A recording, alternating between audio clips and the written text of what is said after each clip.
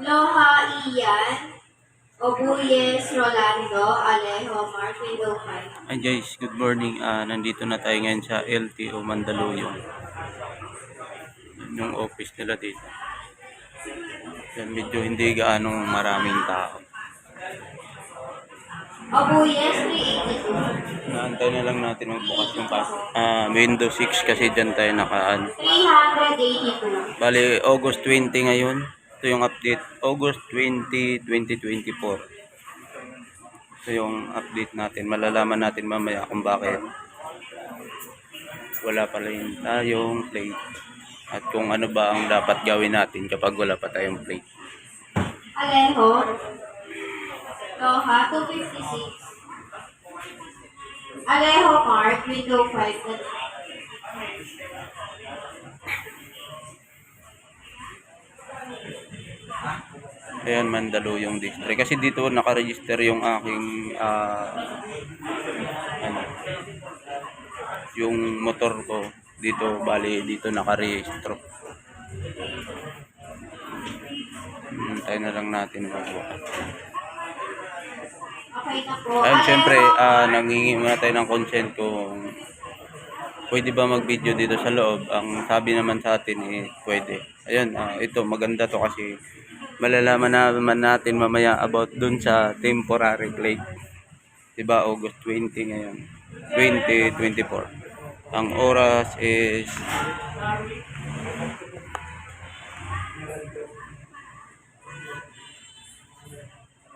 8:07 in the morning. Santos, Wala, hindi na nga ako nagdala ng motor guys kasi 630. hindi ko masyadong kabisado dito yung LTO. Bali nag-commute lang ako. Galing ba ako ng Rizal. Ito yung ano natin, dala-dala natin. Yung certificate. And pag nagpunta pala kayo dito is dalhin nyo yung ano nyo, CR. Ayan. Hindi ko na ipapakita. Ayan, dalhin nyo na lang to. Para yun yung kailangan nila dito. Saka yung UR nyo.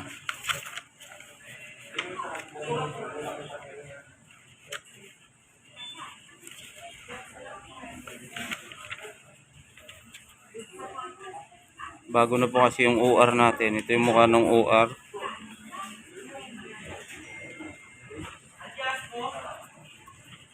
Yan. Ganyan na yung mukha niya. Tignan na yan para makita niyo.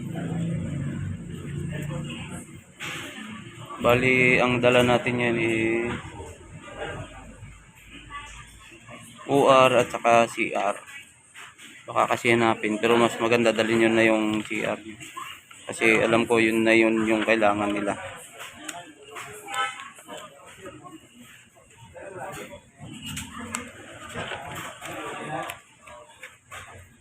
Yan na pala. Yan na, nagtanong na si Kuya.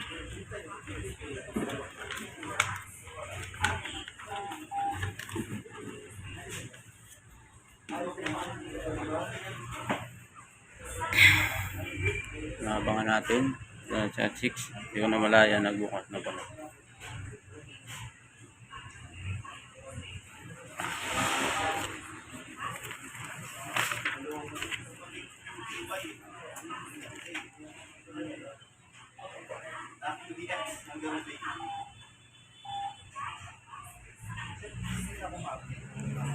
Ayan, dito na natin malalaman, malapit na tayo. Kasunod tayo nito.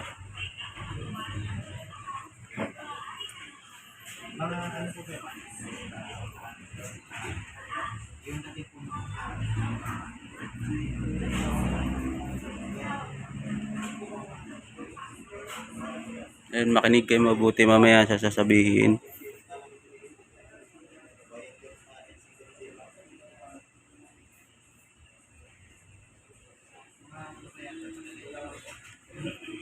Ayan, no, 'di ba marami din tanong si Sir kasi medyo mahirap talaga na hindi natin din alam kung ano talaga yung pinakabatas ngayon.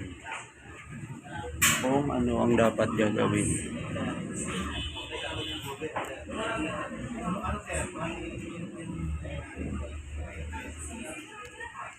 Nabili ko tong motor is bali February. January. Dapat na-release siya February. Ayun. January 30.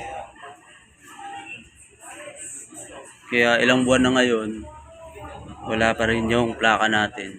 Tapos, gawa ngang nanguhuli na sila ng temporary plate bawal. Sir, good morning po. Sir, ano lang po ako sa plaka kung meron na. Kung wala po, mangingilan po sana ako ng certificate. Bali, January pa po kasi yan, sir.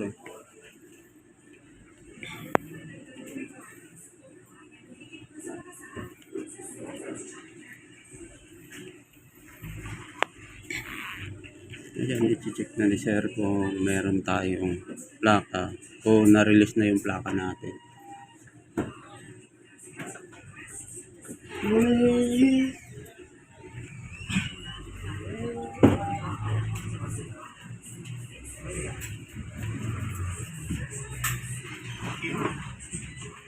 Hindi ko alam kung ano to. Pero check na lang kung baka alam nyo to. Dito pala na i-search yung plaka natin kung meron.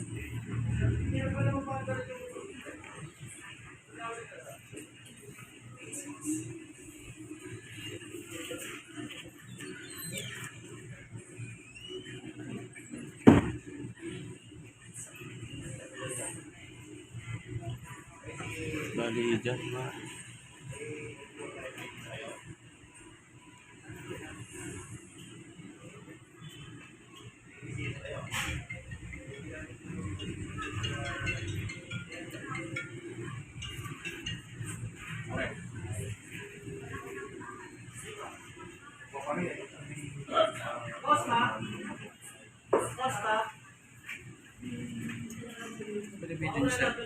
Ano lang po?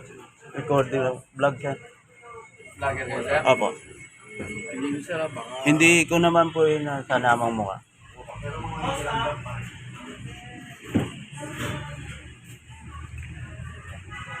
Ayun nga, may nagkita naman dati. Pero syempre nagpaalam na rin tayo kung pwede. Sabi naman ng isa pwede.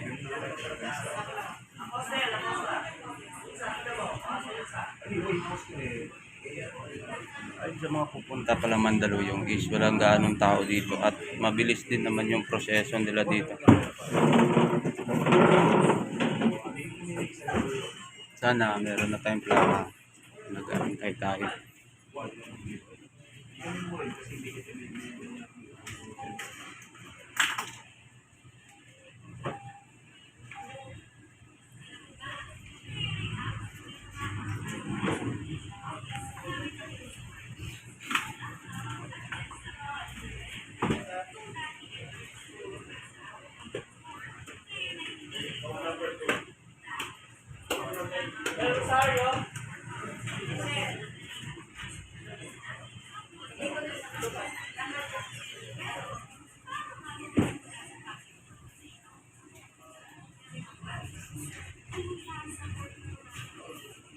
Kakakuha kahapon ng dealer, sir.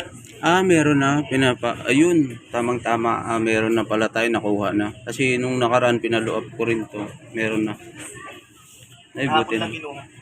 Hindi na ako manghingi ng sir, certificate aban. Sir, kapag nanghingi po sila ng sir, certificate, ano pong kailangan nila?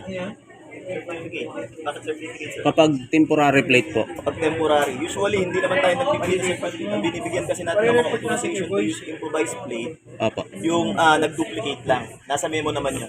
Nasa ano lang po. Sige po. Pero bakit inuhuli pa rin nila yung walang mga temporary plate?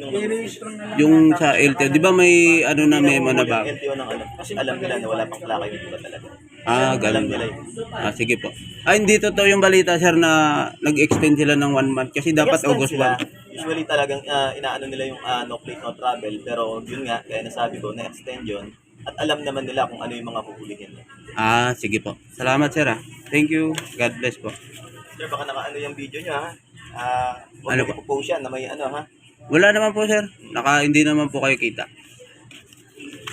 Kasi yan, lahat ng inaano natin may paalam dapat. Opo, nagpaalam naman po ako kanina sir. Totoo. Opo. Kapag yung sa mukha, hindi Opo, kasama. wala naman pong mukha. Salamat po. Thank you sir. God bless po. Ayun na guys, tapos na tayo. Yung plaka pala natin is nakuha na. Ito.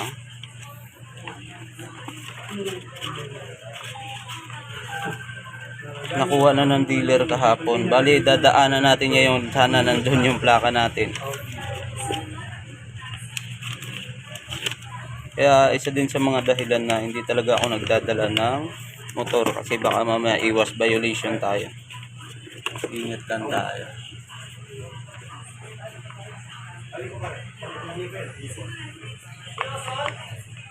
Ayun, uwi na tayo.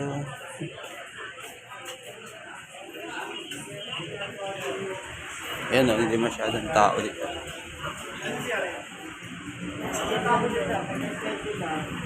Sa inspector na po kayo diretso ah. Saan? Sa inspector. Sira po sa mo. Sir, thank you ha. Okay na po. Okay na? Kinuha na pala ng dealer kapon yung plaka. Salamat. Ayun, nandito na tayo. Tapos na tayo sa Mandaluyong. Ayun, kung pupunta kayo dito, ayun, makikita nyo yung street na yan. Basahin nyo na lang. Ayun yung tapat. At ito yung LTO dito sa Mandaluyong. Ayun, ingat kayo palagi. God bless. Yan yung tapat. Pag pumunta pala kayo dito at dyan yung pa-parking nila sa smoke test. Saka ito yung LTO Mandaluyong. Ayun, ito yung hypermarket. SM Hypermarket. Ayun, siguro napakinggan nyo naman yung sinabi ng LTO kanina at sana may makukuha kayong ideya is August 20 ngayon 2024. Ayun lang yung update tungkol sa temporary plate. Ingat kayo palagi. God bless. Ride safe po tayo at mabuhay kayong lahat. Sa mga susunod na vlog, update ko po kayo kung ano pa po yung mangyayari. Ayun, salamat. Nakuha na natin plaka. Abangan natin mamaya kung nandun na talaga yung plaka, pupuntahan natin sa dealer. O tama bang sinabi ng LTO?